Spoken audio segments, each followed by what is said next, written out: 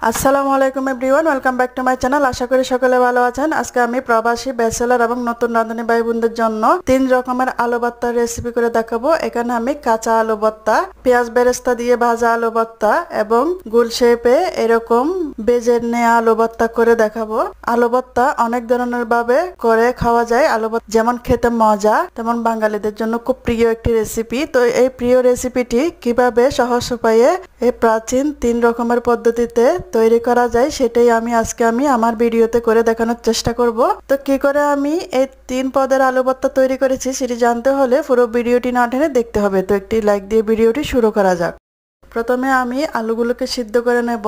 বড় আলুগুলোকে আমি টুকরো করে নিয়েছি, ছোট আলুগুলো পুরোটাই দিয়ে দিয়েছি পরিষ্কার পানিতে ভালো করে ধুইয়ে তারপর আমি সিদ্ধ করতে দিয়েছি।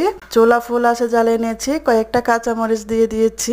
আমি এখানে কিছু আলু ভর্তা শুকনো মরিচ দিয়ে করব, কিছু আলু ভর্তা কাঁচা মরিচ দিয়ে করব। তো এখানে আমি সিদ্ধ আলুগুলোকে খোসা ফেলে দেওয়ার পর ভালো করে হাতে মুথে নিয়েছি।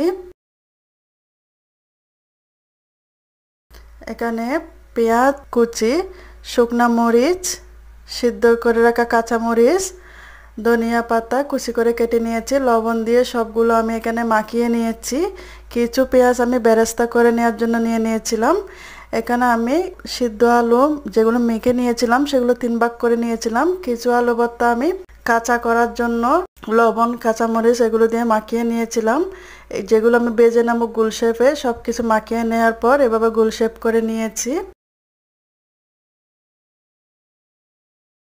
এক সাইডে কাঁচা আলু ভর্তার জন্য যেগুলো নিয়ে নিয়েছি সেখানে আমি শুধু সরিষার তেল দিয়ে মাখিয়ে নিয়ে রেখে দেব। অন্য আলু ভর্তাটা আমি পেঁয়াজ বেরেস্তা দিয়ে ভেজে নেব। পেঁয়াজ বেরেস্তাটা করা হয়ে গেছে, তেলটাও ঠান্ডা হয়ে গেছে, সেজন্য আমি এটা হাতে মাখিয়ে নিচ্ছি। গরম তেলের মধ্যে কিন্তু আবার হাত দিতে যাবেন না। তো তেল আর পেঁয়াজ বেরেস্তার মধ্যে আলুটা মাখিয়ে নিয়ে এভাবে দিয়ে ছোট আছে বসিয়ে রেখেছিলাম কিছুক্ষণ, তারপর উল্টে পাল্টে দিয়ে ভেজে নেব ভালো করে। ভেজে নেওয়ার পর কড়াই থেকে নিয়ে নিয়েছি।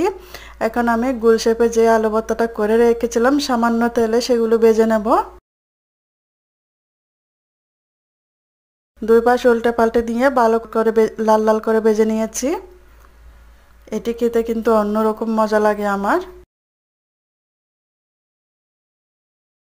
তো তৈরি হয়ে গেছে আমার 3 রকমের আলু ভর্তার রেসিপি।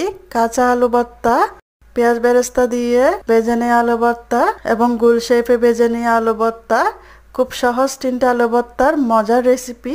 আরও অনেকভাবে আলু ভর্তা করা যায়, আপনারা যদি বলেন আমি অন্য রকম আলু ভর্তার রেসিপিগুলো দেখানোর চেষ্টা করব। আর এই আলু ভর্তার বিষয়ে যদি কোনো প্রশ্ন থেকে থাকে নতুন রাঁধুনিদের, তাহলে অবশ্যই আমাকে কমেন্ট করে জানাবেন, আমি অবশ্যই রিপ্লাই দেব। তো আজকের এই আলু ভর্তার রেসিপিটি যদি ভালো লেগে থাকে লাইক কমেন্ট শেয়ার করতে ভুলবেন না। আমার চ্যানেলটা সাবস্ক্রাইব করে আমার পাশে থাকার জন্য অনুরোধ রইল। আমার নতুন ভিডিও পাওয়ার জন্য পাশে থাকা বেল আইকনটি বাজিয়ে দিয়ে যাবেন। এতক্ষণ আমার সাথে থাকার জন্য আপনাদের সবাইকে ধন্যবাদ। আল্লাহ হাফেজ।